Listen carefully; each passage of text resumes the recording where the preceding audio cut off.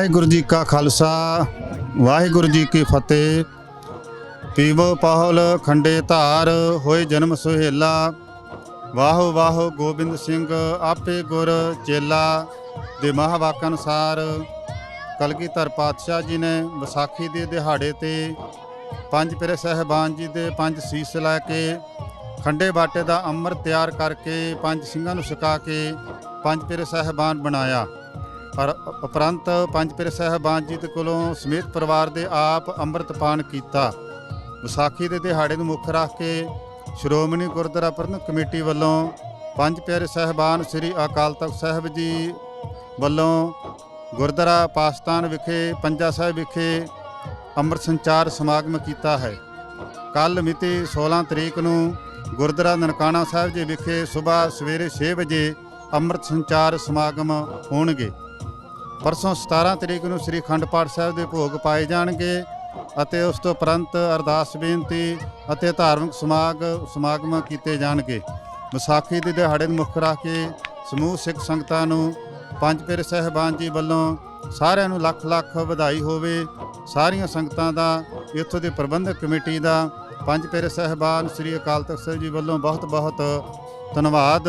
ਵਾਹਿਗੁਰੂ ਜੀ ਕਾ ਖਾਲਸਾ ਵਾਹਿਗੁਰੂ ਜੀ ਕੀ ਫਤਿਹ।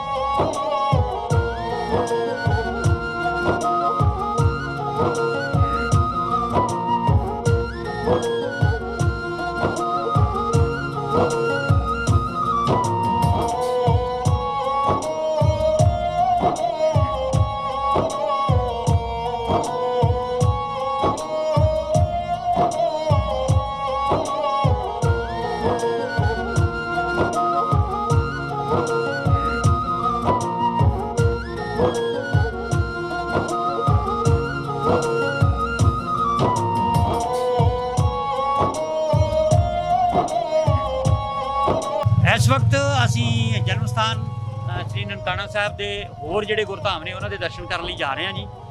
एक ऑटो कर लिया तो ननकाना साहब दी गलियां दे भी तुहानूं दर्शन करावांगे। इस पवित्र स्थान के उत्ते ही बड़े चोज कीते ने पहले पातशाह साहब श्री गुरु नानक पातशाह जी ने। और इत्थे जिन्ने भी गुरधाम ने असी कोशिश करांगे जी सारियां दे आप सब नूं भी दर्शन करवा सकीए।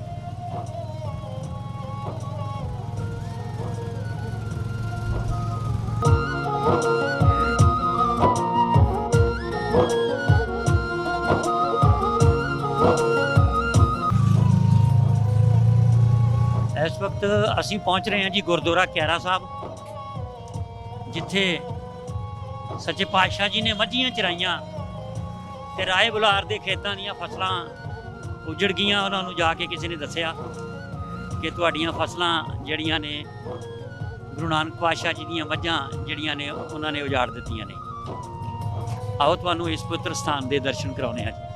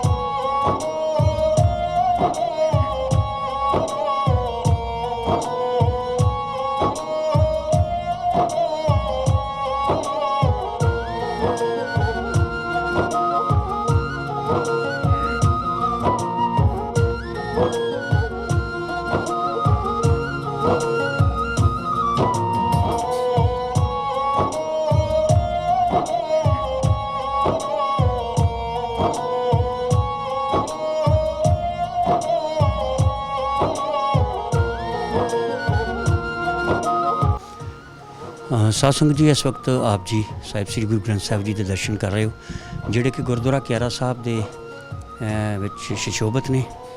ये वो पवित्र स्थान है जिथे ਗੁਰੂ ਨਾਨਕ ਪਾਤਸ਼ਾਹ ਜੀ ਮੱਝੀਆਂ ਚਰਾਉਂਦੇ ਹੋਏ ਭਗਤੀ ਚ ਲੀਨ ਹੋ ਗਏ ਤੇ ਮੱਝੀਆਂ ਨੇ ਕਿਸੇ ਕਿਸਾਨ ਦੀ ਫਸਲ ਉਜਾੜ ਦਿੱਤੀ ਸੀ ਤੇ ਉਸ ਦੀ ਸ਼ਿਕਾਇਤ ਜਿਹੜੀ ਆ ਉਸ ਸਮੇਂ ਦੇ ਰਾਏ ਬੁਲਾਰ ਕੋਲ ਕੀਤੀ ਗਈ।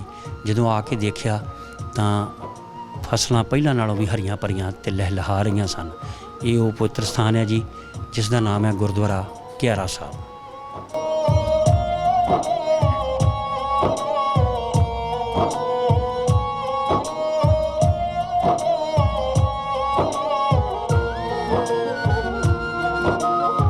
ਸਾਧ ਸੰਗਤ ਜੀ ਇਸ ਵਕਤ ਨੇ ਸਾਡੇ ਨਾਲ ਭਾਈ ਬੂਟਾ ਸਿੰਘ ਜੀ ਜਿਹੜੇ ਕਿ ਗੁਰਦੁਆਰਾ ਕਿਆਰਾ ਸਾਹਿਬ ਵਿਖੇ ਸੇਵਾ ਕਰਦੇ ਨੇ। ਇਹਨਾਂ ਕੋਲੋਂ ਇਸ ਪਵਿੱਤਰ ਸਥਾਨ ਦੇ ਕੁਝ ਇਤਿਹਾਸ ਬਾਰੇ ਪੁੱਛਦੇ ਹਾਂ ਤੇ ਇੱਥੇ ਜਿਹੜੀ ਇਹਦੀ ਪੁਰਾਤਨ ਬਿਲਡਿੰਗ ਹੈ ਉਹਦੇ ਬਾਰੇ ਵੀ ਕੋਈ ਜਾਣਕਾਰੀ ਲੈਂਦੇ ਹਾਂ। ਭਾਈ ਸਾਹਿਬ ਜੀ ਵਾਹਿਗੁਰੂ ਜੀ ਕਾ ਖਾਲਸਾ ਵਾਹਿਗੁਰੂ ਜੀ ਕੀ ਫਤਿਹ। ਵਾਹਿਗੁਰੂ ਜੀ ਕਾ ਖਾਲਸਾ ਵਾਹਿਗੁਰੂ ਜੀ ਕੀ ਫਤਿਹ ਜੀ ਸਭ ਤੋਂ ਪਹਿਲਾਂ ਤੇ ਇਸ ਸਥਾਨ ਦੇ ਇਤਿਹਾਸ ਬਾਰੇ ਸਾਨੂੰ ਜਾਣਕਾਰੀ। ਸਾਧ ਸੰਗਤ ਜੀ, ਇਸ ਗੁਰਦੁਆਰਾ ਸਾਹਿਬ ਦਾ ਨਾਮ ਕਿਆਰਾ ਸਾਹਿਬ ਜੀ ਕਿਆਰਾ ਸਾਹਿਬ ਨਾਮ ਨਾਲ ਜਾਣਿਆ ਜਾਂਦਾ। ਇੱਥੇ ਬਾਬੇ ਨਾਨਕ ਮਹਾਰਾਜ ਦੇ ਪਸ਼ੂ ਆ ਗਏ ਸਨ ਚਰਦੇ ਚਰਦੇ ਤੇ ਇੱਥੇ ਕਿਸਾਨ ਵੀਰ ਨੇ ਬੜਾ ਰੌਲਾ ਪਾਇਆ ਆ ਲਾਂਭਾ ਦਿੱਤਾ ਪਿਤਾ ਕਲਿਆਣ ਦਾਸ ਜੀ ਨੂੰ ਕਿ ਤੇਰੇ ਬਾਲਕ ਨੇ ਸਾਡੀ ਫਸਲ ਜਾੜਤੀ ਹੈ। ਆ ਲਾਂਭਾ ਦਿੱਤਾ ਗਿਆ ਰਾਏ ਬਲਾਕ ਪੱਟੀ ਨੂੰ ਵੀ ਕਿ ਪਟਵਾਰੀ ਦੇ ਬਾਲਕ ਨੇ ਫਸਲ ਜਾੜੀ ਹੈ।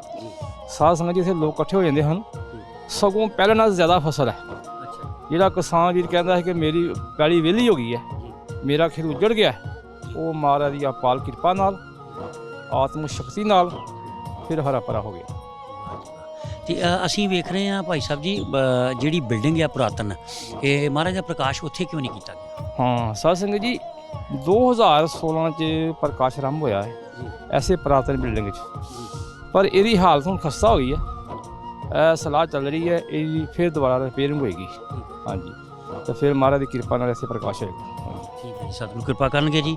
ਔਰ ਇਹ ਫਿਰ ਇਹ ਸਰੋਵਰ ਦੇ ਵਿੱਚ ਜਲ ਕੋਈ ਨਹੀਂ ਛੱਡਿਆ ਜਾਂ ਇਹ ਕਿਆਰਾ ਇੱਥੇ ਹੀ ਸੀਗਾ ਜਿਹੜਾ ਫਸਲ ਉਜਾੜੀ ਸੀ? ਜੀ ਜੀ ਜੀ ਇਹ ਸਾਰਾ ਕਿਆਰਾ ਸੀ ਸਾਰਾ ਜੀ। ਅੱਛਾ, ਇਹ ਹਾਂ, ਸਾਰਾ ਜਿਹੜਾ ਇਹ ਹਾਤਾ ਵਾ, ਹਾਂ ਹਾਂ ਤਾਂ ਸਾਰਾ ਕਿਆਰਾ ਜੀ। ਇਹ ਇੱਥੇ ਹੀ ਸੀ ਸਾਰੀਆਂ ਫਸਲਾਂ ਜਿਹੜੀਆਂ ਹਾਂਜੀ ਜੀ, ਉਦੋਂ ਇਹ ਕਹੀ ਗਏ ਕਿਸੇ ਵੀ ਇਹ ਫਸਲਾਂ ਉਜਾੜ ਦਿੱਤੀਆਂ ਗਈਆਂ। ਹਾਂਜੀ ਹਾਂਜੀ ਬਿਲਕੁਲ। ਠੀਕ ਹੈ, ਬਹੁਤ ਧੰਨਵਾਦ ਭਾਈ ਸਾਹਿਬ ਜੀ ਤੁਹਾਡਾ, ਤੁਸੀਂ ਸਾਨੂੰ ਇਸ ਪਵਿੱਤਰ ਸਥਾਨ ਦੇ ਇਤਿਹਾਸ ਬਾਰੇ ਜਾਣਕਾਰੀ ਦਿੱਤੀ ਹੈ। ਬਹੁਤ ਮਿਹਰਬਾਨੀ ਜੀ। ਵਾਹਿਗੁਰੂ ਖਾਲਸਾ ਹਾਂ, ਵਾਹਿਗੁਰੂ ਜੀ ਕੀ ਫਤਿਹ। ਵਾਹਿਗੁਰੂ ਜੀ ਕੀ ਫਤਿਹ। ਭੁੱਲਾਂ ਚੁੱਕਾਂ ਦੀ ਬਾਰ-ਬਾਰ ਖੇਮਾ। ਵਾਹਿਗੁਰੂ ਜੀ ਖਾਲਸਾ ਵਾਹਿਗੁਰੂ ਜੀ ਕੀ ਫਤਿਹ।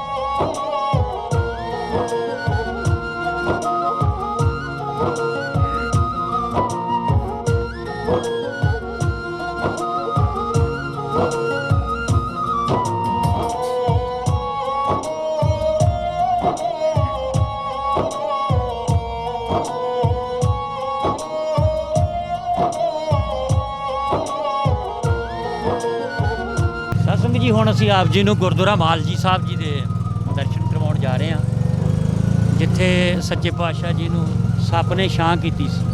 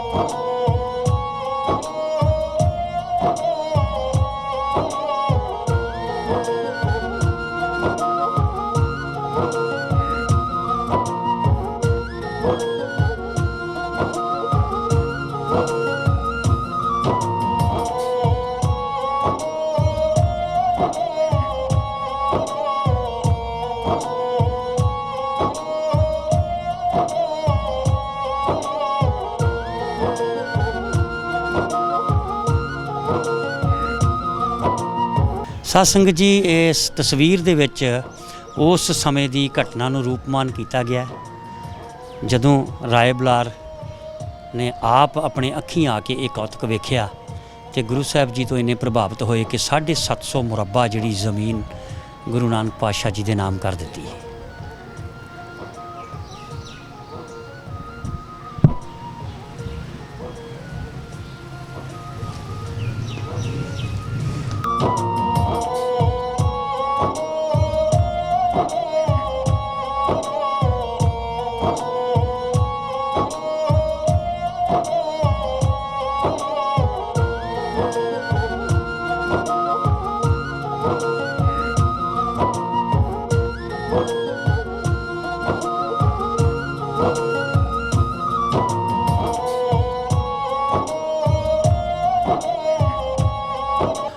ਸਾਧ ਸੰਗਤ ਜੀ, ਇਸ ਵਕਤ ਅਸੀਂ ਪਹੁੰਚੇ ਹਾਂ ਗੁਰਦੁਆਰਾ ਛੇਵੀਂ ਪਾਤਸ਼ਾਹੀ।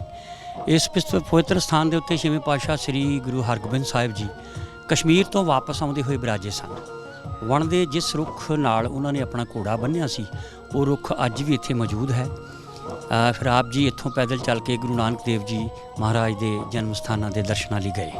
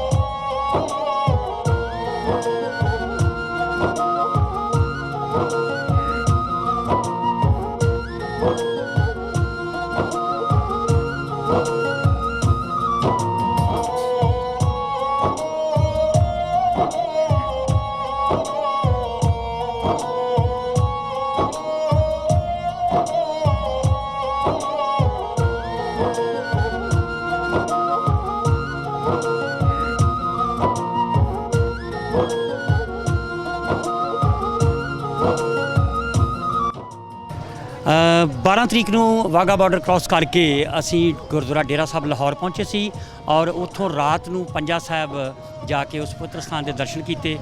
ਰਾਤ ਉੱਥੇ ਰਹਿ ਕੇ ਅਗਲੇ ਦਿਨ ਵਿਸਾਖੀ ਦਾ ਪਵਿੱਤਰ ਦਿਹਾੜਾ ਜਿਹੜਾ ਉੱਥੇ ਹੀ ਮਨਾਇਆ ਗਿਆ। ਖਾਲਸਾ ਪੰਥ ਦਾ ਸਾਜਨਾ ਦਿਵਸ ਦਾ 322ਵਾਂ ਇਹ ਦਿਹਾੜਾ ਜਿਹੜਾ ਪੰਜਾ ਸਾਹਿਬ ਵਿਖੇ ਇਸ ਸੰਗਤ ਦੇ ਨਾਲ ਸਾਨੂੰ ਇੱਥੇ ਮਨਾਉਣ ਦਾ ਮੌਕਾ ਮਿਲਿਆ। ਔਰ ਅੱਜ ਹੈਗੀ ਆ 15 ਅਪ੍ਰੈਲ ਔਰ ਅਸੀਂ ਖੜੇ ਹਾਂ ਜੀ ਗੁਰਦੁਆਰਾ ਨਨਕਾਣਾ ਸਾਹਿਬ ਦੇ ਸਾਹਮਣੇ ਵਾਲੇ ਬਾਜ਼ਾਰ ਦੇ ਵਿੱਚ। ਤੇ ਅਰਲੀ ਮਾਰਨਿੰਗ ਸਵੇਰੇ 5 ਵਜੇ ਸੰਗਤਾਂ ਜਿਹੜੀਆਂ ਨੇ ਪੂਰੀ ਰਾਤ ਦਾ ਸਫ਼ਰ ਕਰਕੇ ਲਗਭਗ 9-10 ਘੰਟੇ ਦਾ ਸਫ਼ਰ ਕਰਕੇ ਤੇ ਪੰਜਾ ਸਾਹਿਬ ਤੋਂ ਨਨਕਾਣਾ ਸਾਹਿਬ ਬੱਸਾਂ ਰਾਹੀਂ ਸਾਰੀ ਸੰਗਤ ਇੱਥੇ ਪਹੁੰਚੀ ਸੀ।